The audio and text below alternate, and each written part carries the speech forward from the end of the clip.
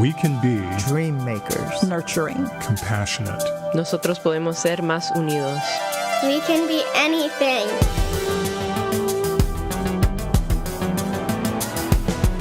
I'm Grant Oliphant. This is We Can Be. Our guest today is Tim Smith, and he is one of those people whose positions and titles only scratch the surface of what he means to Hazelwood, the southern Pittsburgh community bordered by the Monongahela River that he calls home. The story of Hazelwood is a familiar one, a vibrant riverfront town with an industrial past that flourished into the late 1980s when the steel industry bottomed out, leaving longtime residents with a decimated economy. But this story is different, too, and Tim is a big reason why. As CEO of Center of Life and pastor of Keystone Church of Hazelwood, Tim has a daily insight into the struggles, hope, and beauty of those who are determined to keep the soul of their community alive and thriving.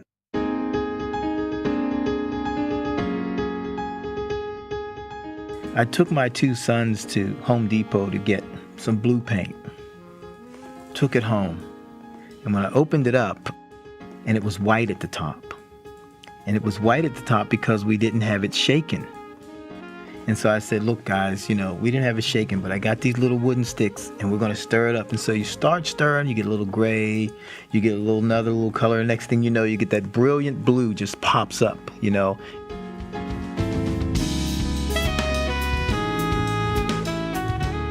That's exactly what happened to me when I went to Hazelwood.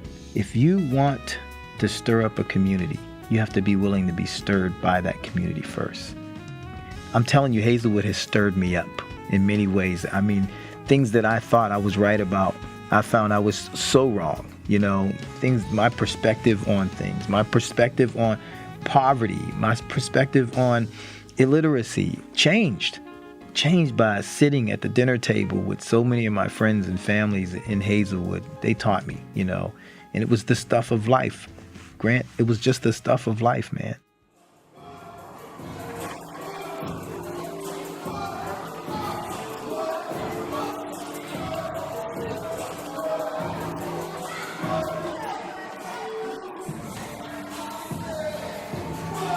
My name is Anya, and we are at Voices Summer Camp. Kaylin.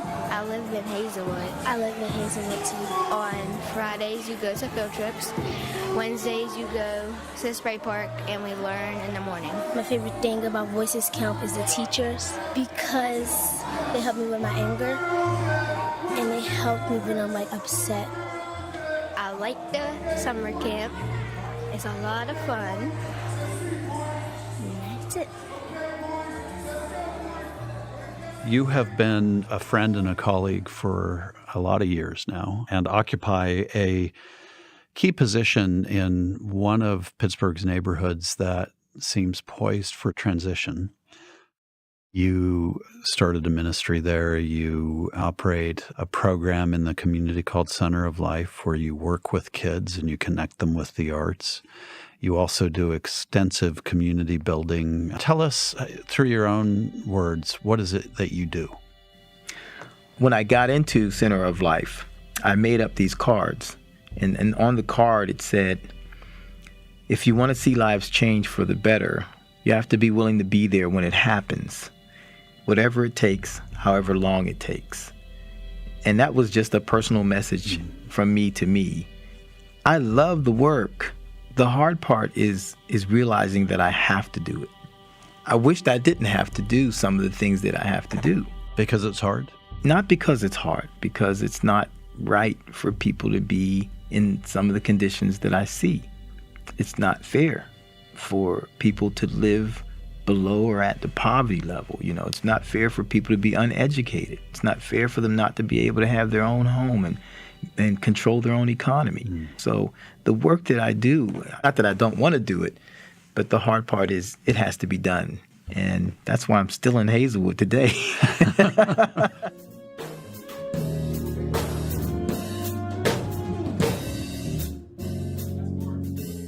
My name is Amani, and we are at crunk/Center of Life. Jimmy Reese. I'm a vocalist here at the crunk movement. We just had a little jam session.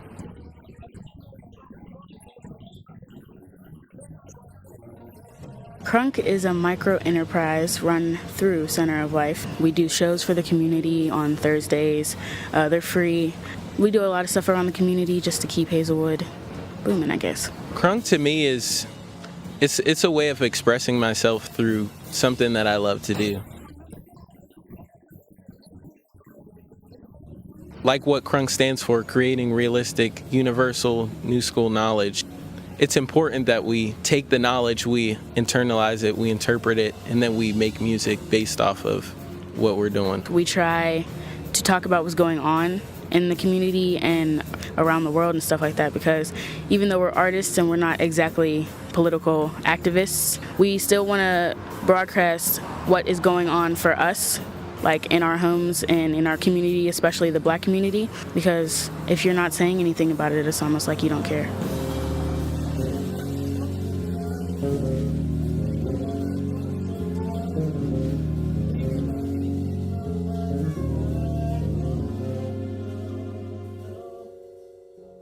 I entered what I call the University of Hazelwood, and the people have been my professors from the oldest to the youngest. We saw families that weren't really put together. You know, the father was separated from the family unit, and most of the head of household were mothers. We saw people who either were undereducated or uneducated. We saw people who were underemployed or unemployed. We saw people who had never owned a home, ever, been renting all their lives. Seeing those kinds of things told us, you know, these are areas that we need to address. You know, if I have a background in finance, I'm gonna work with some of these families, and I'm gonna see if I can help them to understand what it means to manage wealth, to recognize wealth, and then manage it. We started the youth programs, the after-school programs, the academic programs to get kids help with their homework. But we particularly started that program, it's called Fusion, to have parents learn how to do the work that their kids are bringing home. Because you probably know as well as I do, the homework that my kids brought home was so different from my homework. So I could probably get the right answer, but I did it wrong. So we have the academic program, we have the family strengthening programs, we have the music and arts programs, which is just something that I brought with me to Hazelwood because I was also a studio musician when I was a very young teenager, and music has always been in my background. And we do the athletics as well, and community partnerships. So this is something that we do all the time. And I always tell people, you know, Center of Life is not a program, but Center of Life is an organization that provides programs. I think of Center of Life as one of those nodes of community that makes the community go. How did you get the idea that a way to help kids in this community was to help them find their creative potential? Well, there's two main things that happened that brought about the jazz and the crunk movement. The jazz piece was my two sons who were toddlers. By the time they were 7 and 8, they were threatening to be musicians. And so I had stopped playing for a long time. Mm-hmm. And when they started threatening to be musicians, I said, I better get on this. And so I started teaching them. As I was teaching them, other kids started coming on. And by the time they got into middle school, I was doing after-school programs with them and their friends. And that's kind of how the jazz program started. The crunk movement started because there was a woman who lived in Hazelwood, and she was walking every day with a professor from the University of Pittsburgh Graduate School of Public Health. They came to us and they said, look, we want to do a partnership with an organization in Hazelwood that will impact life decisions for teens and preteens. They asked the question, what is the single thing that impacts kids' lives the most right now? It was hip hop, hands down.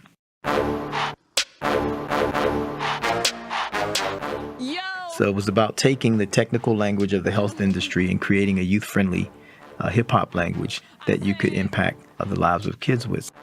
Yo, see, I heard they been talking about stopping us, melanin popping, they dropping it, locking us, always be knocking us, know they been stalking us. What's on my mind? I can tell you a lot of stuff, well, just know that I've been through a lot of stuff now. I'm so super, I live in Metropolis, don't be some sauce and it's not enough. She working hard, but it's not enough. They live in lost, but it's not enough. Not enough. Not enough. You working shifts and it's not enough. I'm out doing this and it's not enough. And we making hits, but it's not enough. Not enough.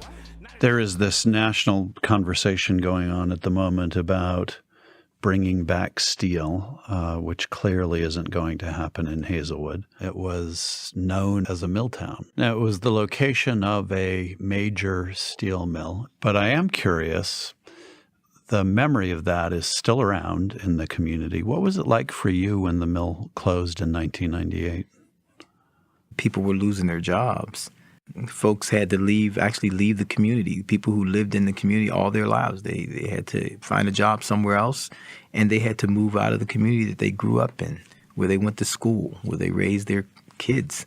So it was kind of devastating for the community. As unhealthy as the steel mills were, it was a job. It was a place where you could have a career, you could raise your family, and it was gone after that. So your dad worked in the mill, then he opened a church in Hazelwood, is that correct?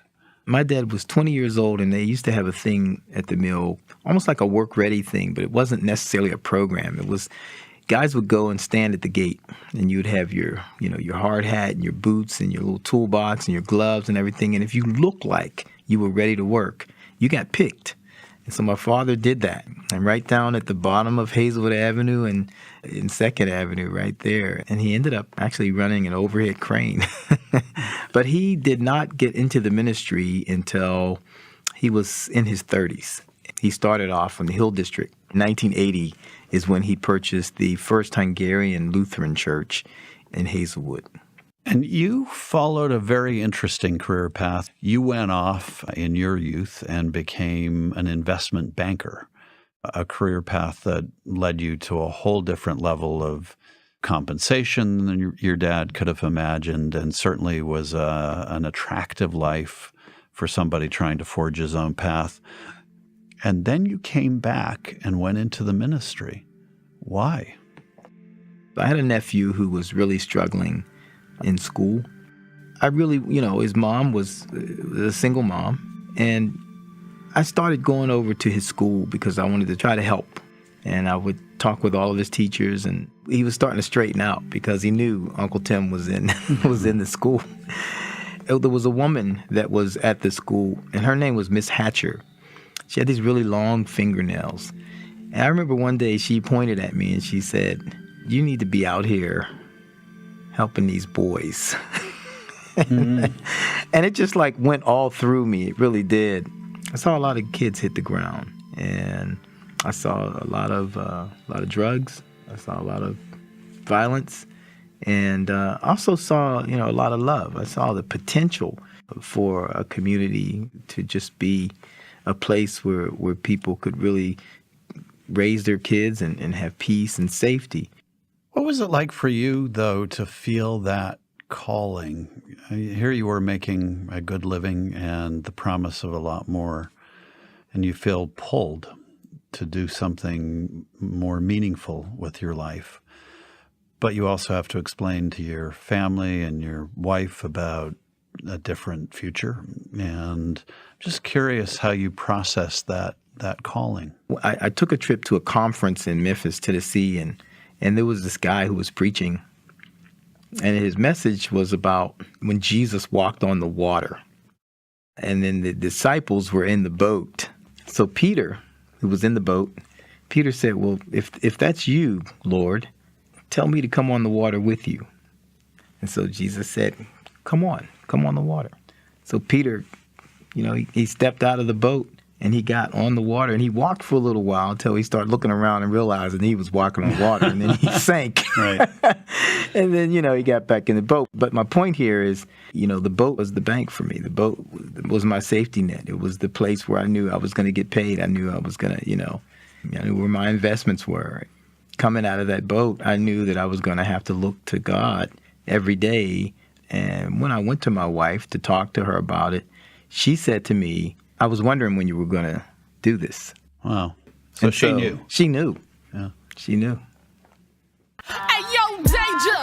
Girl, you must be mixed. Loose curls, pretty eyes, it just don't make sense. At the time, there weren't many females in crunk. There were like maybe 4 of us. And we wanted to do an all-girl song, uplifting black girls especially, because a lot of times we're not the picture of beauty when it comes to the entertainment industry. So we decided to do something simple like Black Girls Rock.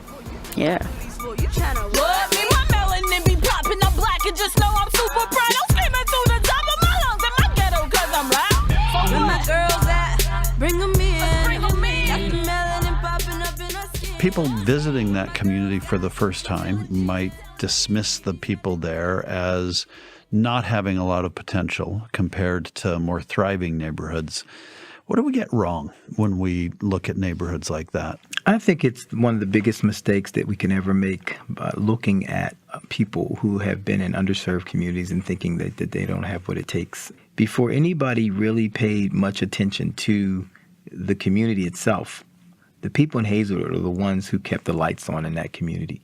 They're the ones who kept their children safe. They're the ones who kept the community as clean as possible.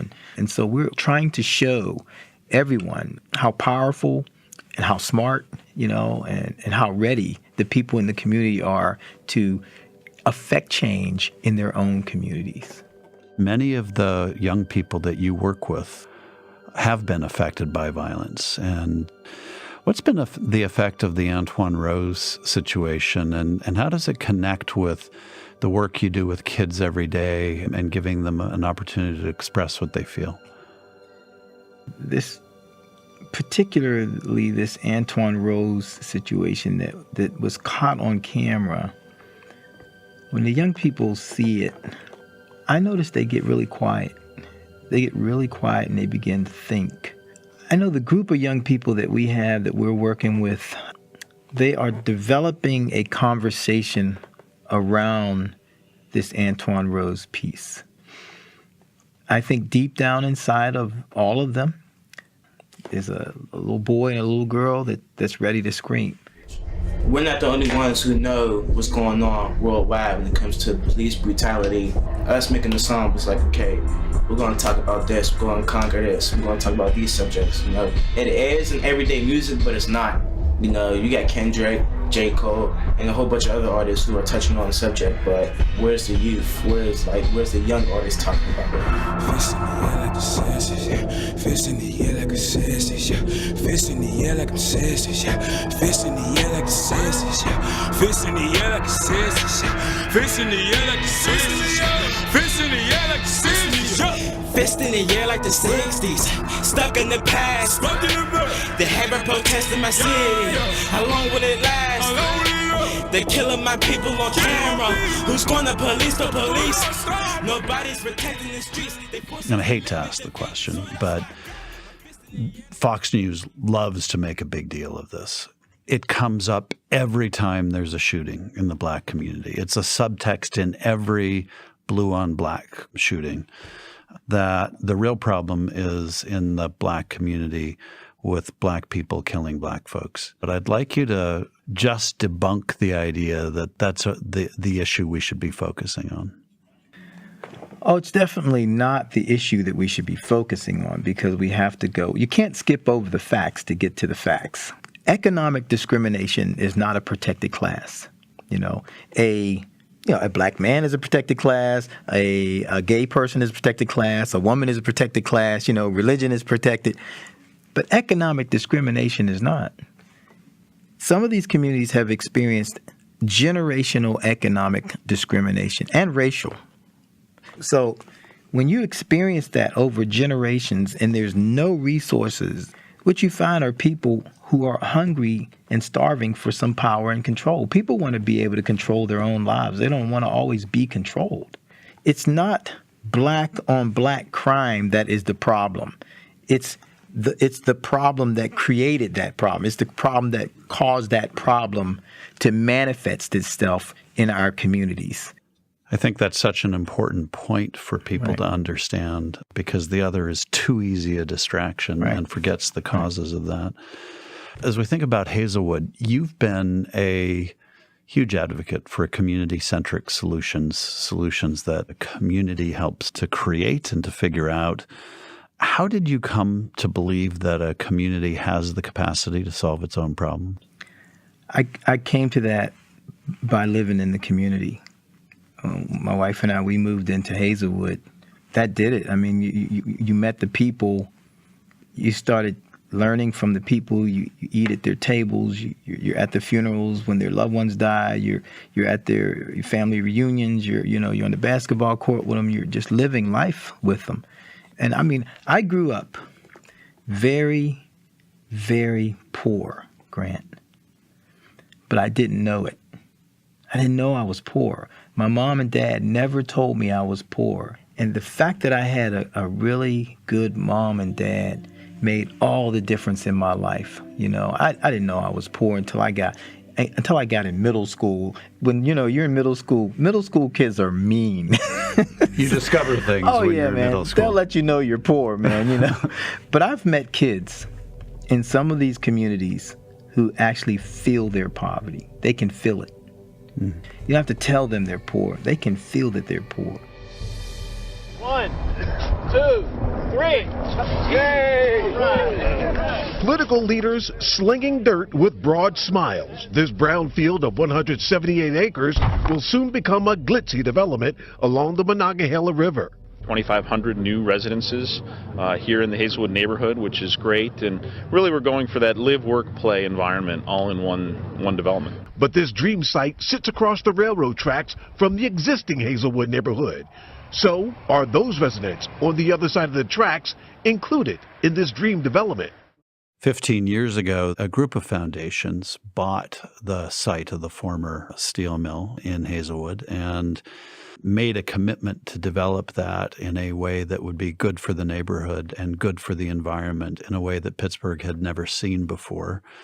The stakes for that feel especially high right now, given that we're seeing gentrification and displacement and kind of mindless development in other areas of the city. And people in Hazelwood are worried about what will happen there. How do you think about that relationship as a key player in the community? Number one, I think it was good that the foundations purchased that land, because had they not, I think we would be in a pretty difficult situation with speculators and with investors. It would be open season on our community. Having the foundations do this, there's a relationship between the community and some of the foundations. And so it's been very helpful that we are able to communicate what the state of the neighborhood is. We're able to talk about what the neighborhood wants, what the people in the neighborhood want. The folks that are managing the site right now are people that we know. They're people that we feel like we can trust. They kind of get who we are, and they get what happens in communities like Hazelwood that have been underserved for so many generations. I think this is unprecedented in Pittsburgh. I've never seen a foundation come into a community, buy 178 acres, and then stay.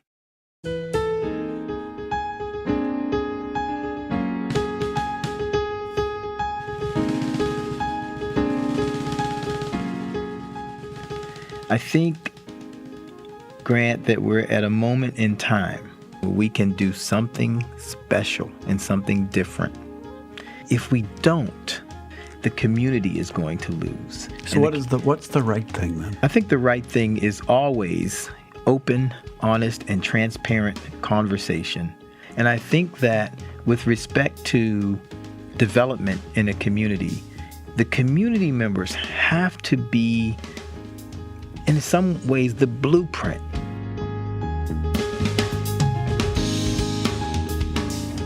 We have these 2 windows in our church that are broken pieces that we intentionally didn't fix, and they're sitting in our exhibit there. We didn't fix them because we wanted people to see the mosaic of these broken pieces, and we see those broken pieces as the people of Hazelwood. And we're saying to, whether it's speculators or developers or foundations or corporations or any businesses that are saying they want to come in and do something in Hazelwood, we're saying you can't paint a true and faithful picture of the future of our community without the broken pieces. You have to have the broken pieces.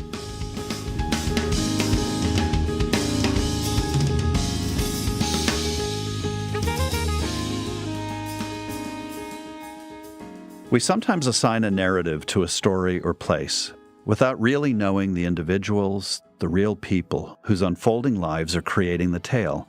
Tim has seen the interweaving of these individual lives, both their painful struggles and soaring happiness, into the fabric of a community he clearly loves. He knows the importance of tipping the internal scale of his community's youth toward the good, and of making certain that the will of the people is represented as the future of his community is created. Tim is, to use a metaphor of his beloved jazz, the steady, pulsing bass of the hopeful, still unfolding story of this American community.